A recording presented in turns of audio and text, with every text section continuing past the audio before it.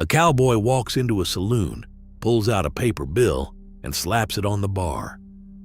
The bartender does not even look at the money. He just points to the sign on the wall. Gold and silver only. No argument. No negotiation. The cowboy walks out hungry. 4 currencies are competing for the same transaction. A penny was worth less than the mud it landed in. 1 egg cost the modern equivalent of $90. That is the West they do not put in the movies. We are going to follow 4 men through that economy: a soldier, a cowboy, a miner, and a native hunter, and trace exactly where every dollar went and who was waiting at the end of the line to collect it. Start with the Army private because he represents the floor. $13 a month. That was the official government wage for an enlisted man during the Indian Wars. Not a starting point you worked up from, just a number fixed by law, enforced by the fact that you were standing in the middle of nowhere with nowhere else to go. But even $13 was a lie, because most of those men never saw it on time. Regiments posted at Fort Laramie or Fort Hays went 4 months without a paymaster, sometimes 6, sometimes 8. The money existed on paper in Washington. Out on the plains, it was a rumor. And while a soldier waited on that rumor, he still needed soap, tobacco, thread, and needles, which meant he went to the only man selling them. Every post had a sutler, a civilian merchant with a government-granted monopoly. No competition, no alternative, no negotiating. The sutler set his prices alone, and the soldiers paid them on credit because they had no choice. By the time the paymaster finally rode in, the sutler had already drawn up the ledger. A private would sign for $78 in back pay and hand 50 of it directly across the counter before he left the room. Whatever was left, $28, maybe less, had to last him the next 6 months. That math is why desertion rates stayed so high.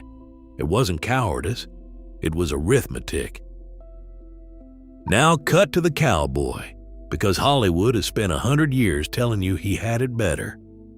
$30 a month sounded like twice the soldier's pay, and it was, on paper. But a cowboy worked the spring roundup and the autumn cattle drive. That was it. Winter came, the work stopped, and the wages stopped with it.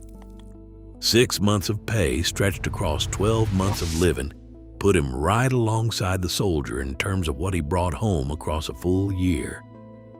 The Pittsburgh comparison is what kills the romance. A factory worker in Chicago or Pittsburgh during the same period earned nearly 60% more than a cowboy, and roughly 3 times what the private made, with a dramatically lower chance of dying from a Comanche arrow or a rattlesnake bite. The men who built the mythology of the West were not well-compensated adventurers. They were the cheapest available labor the continent had to offer, and the frontier knew it. So before you spent a single cent, the system had already taken its cut. Now try spending what was left. Most people assume a dollar was a dollar. It was not. During and after the Civil War, the Union government printed greenbacks, paper money backed entirely by government confidence, not by gold. In New York or Boston, that was fine. In California, Nevada, and Oregon, merchants treated it like a personal insult. Westerners were sitting on top of actual gold and silver pulled from the ground. They saw paper money as an Eastern promise they had no reason to trust, and they said so in print.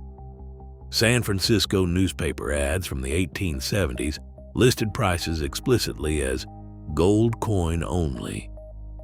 Show up with paper notes, and the merchant ran his own calculation on the spot.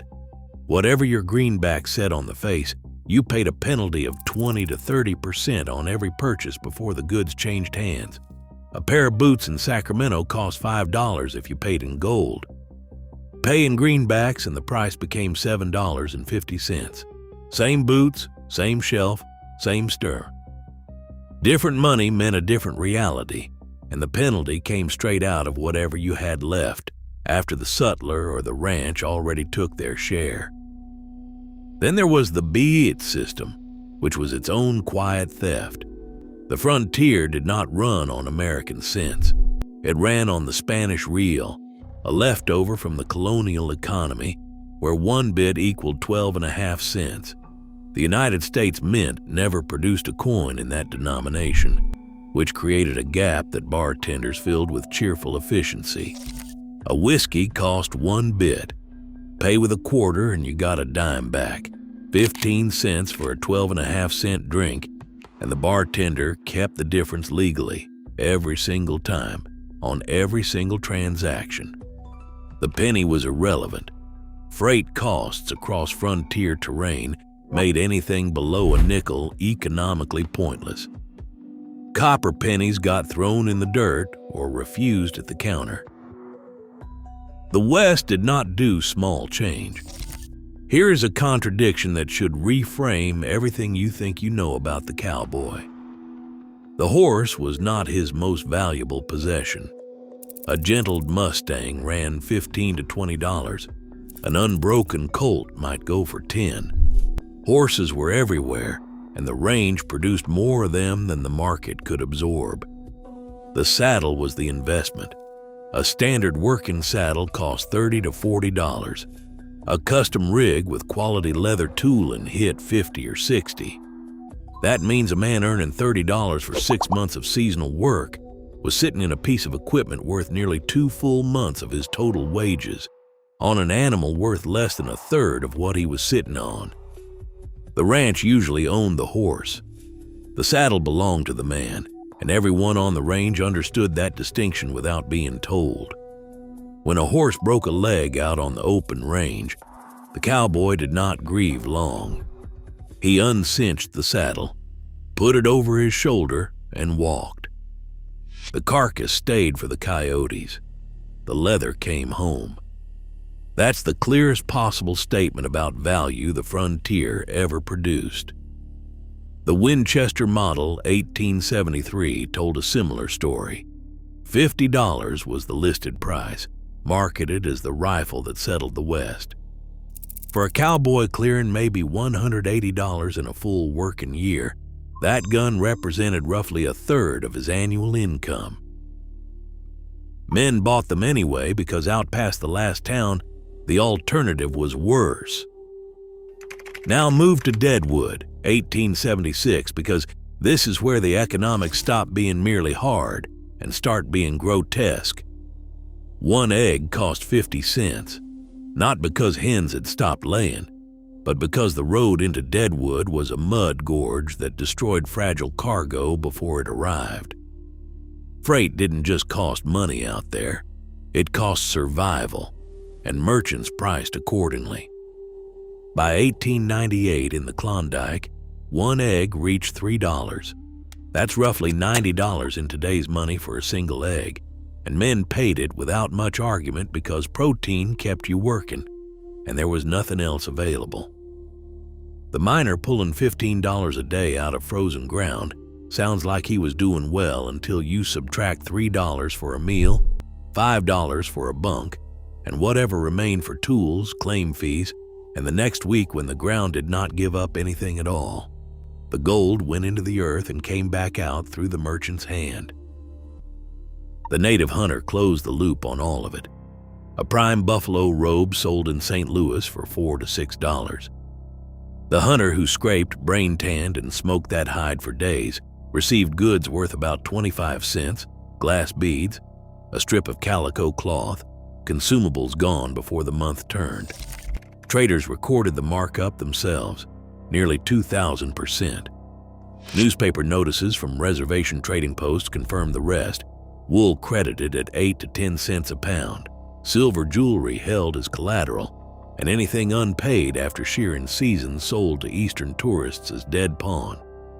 The Navajo weavers who produced it got nothing back. Court dockets from Dodge City in 1878 show gun fines ranging from $10 to $100. A cowboy who couldn't pay didn't negotiate. The court took his saddle. The soldier handed his wages to the sutler. The cowboy handed his to the supply store. The miner handed his to the merchant. The hunter handed his to the trader. The same dollar moved in one direction every time, toward the man who never touched a pick, never rode a drive, never tanned a hide. Subscribe to Saddle and Smoke if you want the real West. The next video goes even deeper into the people who ran it.